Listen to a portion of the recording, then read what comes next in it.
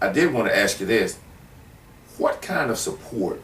Because I know you and a lot of our listening audience may not know, and some may, that Justice Bass was in fact a city council person for West Memphis City Council for several years, and that this isn't the first time that Justice Bass has introduced this ordinance. I think you introduced this ordinance probably back in the early 2000s, maybe 2001, 2002, as a city councilman. And what kind of response did you get then? Well, it was pretty much the same response. We had a majority black city council at the time, and still do. Was that 6 out of 10? 6 out of 10. Okay. And every time it came up for a vote, 1 or 2 would be absent. So, wow. So that they wouldn't have to vote on it and wouldn't pass. So, you know. That's a wow, because you're telling, what you actually telling us is that you actually have African Americans, yes, who were against civil rights legislation, when it's civil rights legislation that has afforded us many of the opportunities that we have today. Correct. My Lord, that's pretty strong.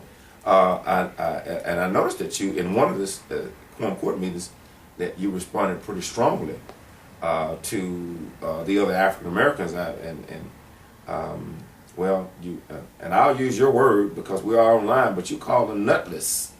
I mean, that's mighty strong words. But did you feel that strongly that the African Americans on the quorum court and by extension city council, do you feel that strongly that they lack the I'll use a phrase that I heard a leader use some years ago. They lack that kind of testicular fortitude that they wouldn't stand and do the right thing. Yeah. I think the Bible calls them eunuchs. Eunuchs. The, right. The biblical term is eunuchs. Right. But talk to us a bit about that. Well, you know, looking back on that, I don't regret it. I think that our black politicians in the county, period, really, have not stood up and been men. And if we had, we wouldn't be having the problems that we have in the community, all the allegations. Well, we have one lady. We have 2 ladies, actually, but in terms of African American, right, we have Ms. Robinson. I think she's on the city council, has been for quite some time, so it isn't just men. Right. But go ahead. Right. Well, men, yeah, and women, for that matter. You know, I've made the statement years ago about the murder of Deontay Farrow. Had our politicians had been representing and holding accountable people that were doing things in our community and addressing those problems, like the police, and as far as the police is concerned, fire department, and all of these departments, we may not have had the murder of Deontay Farrow. And although Eric Sammons pulled the trigger, I believe they share a little bit in blame for his murder. Some blood is on their hands as well for not being accountable. So are you saying that had they been more forthright in their leadership, that in and of itself would serve as a deterrent to some of these civil rights abuses, not only by the police, but in hiring and firing and promotion practices? So what you're saying is, I see where you're going with it. I think, you know, I'm in agreement with you. And let me go on record saying I do agree with you. But I'm curious as to how you feel about the state of black leadership in Crittenden County. And you've already alluded to something. Do you have anything else you want to add to that? It isn't just the quorum court, city council. We've got school boards. We have Earl. We have other areas. And because you know, and I both know that we've had some mayors in some of our small communities have done some reprehensible things. So you're not trying to say that black elected officials by nature worse than others, are you? What are you saying? Well, probably so. Because others represent their community. They make sure the infrastructure is well funded. Mm-hmm. They put money into their programs, into their buildings. Mm-hmm. And again, we have a situation where we have a majority black city council, but our neighborhood center has run down. And you're talking about the Roberta Jackson neighborhood? The Roberta Jackson neighborhood. 14th and Polk. Yes. Yeah. It's totally run down. No money is allocated. Now you've not been at a couple of city council meetings, but I have addressed that as president of the NAACP, but I've addressed that twice already this year and once last year about the condition of the Roberta Jackson Neighborhood Center. And I asked the city councilman in my ward, and that would be Mr. James Pulliam and Mr. Eric, Mr. Philip Carter, excuse me, I was about to call someone else's name. And I did talk to Mr. Carter. I've not gotten a response from Mr. Pulliam, so I too am concerned.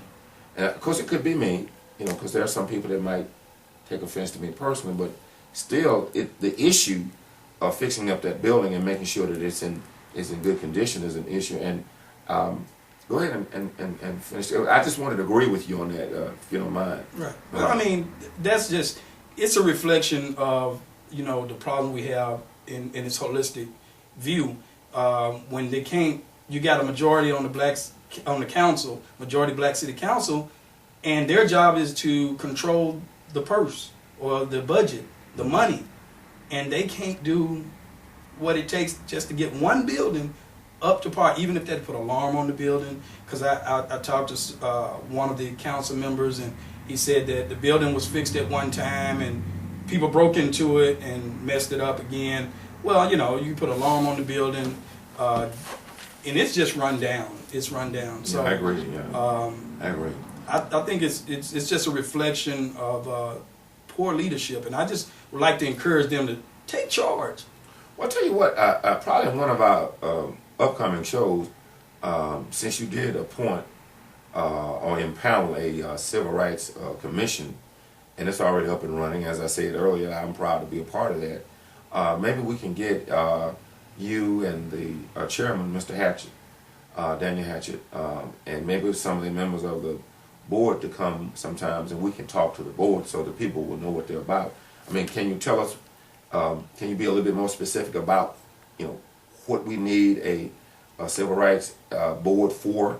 Because a lot of people are saying, well, we got enough, and I hear this a lot. We have enough laws on the books, and because I've heard that 1,000 times, and so if we have laws on the books protecting our civil rights, we have ordinances and statutes and resolutions and all these other things out there that that in theory will protect us from abuses from government and police and all these other things.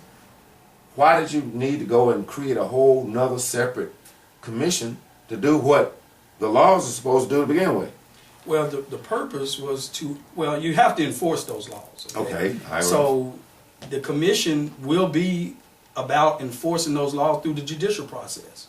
Providing oversight, looking into hiring practices, investigations, and when things are not right and can't be mediated, then the commission has the authority to file litigation in the legal system and the judicial system and remedy it. Well, Mr. Bass, and I'm sorry for cutting you off, but I mean, so what if the commission is investigating an issue with police misconduct? And I get a lot of those, by the way, every week. And one of these days we're going to have a program about it, because I get the complaints. Most of my complaints is on that same one police officer every time. But we'll talk about him later. But so, what power do you have to investigate anything? I mean, if the Civil Rights Commission goes down to the police department or the fire department or whatever department and says, hey, we want some information because we want to look at what you're doing. And what if they say, we don't recognize you, as I think that some of the county elected officials had said earlier, we're not going to recognize you. I mean, if they say they're not going to recognize you, I guess you just have to get back in your car and go back home. Well, of course, if members of the commission go and try to get information from police department or any other department, some may refuse, but there are laws on the books that will allow us to get that information anyway, which are the Federal Freedom of Information Act as well as the Arkansas Freedom of Information Act. And as long as it's, I suppose, not an ongoing investigation with the prosecuting attorney's office and that kind of thing. Are you telling the citizens of Crittenden County that the police, the fire department, and any other department, I guess the county clerk's office or whoever it is, they don't have the authority to deny you access to public information, do you? They do not. Do you think that most people know that we have a right to do that? I don't think so.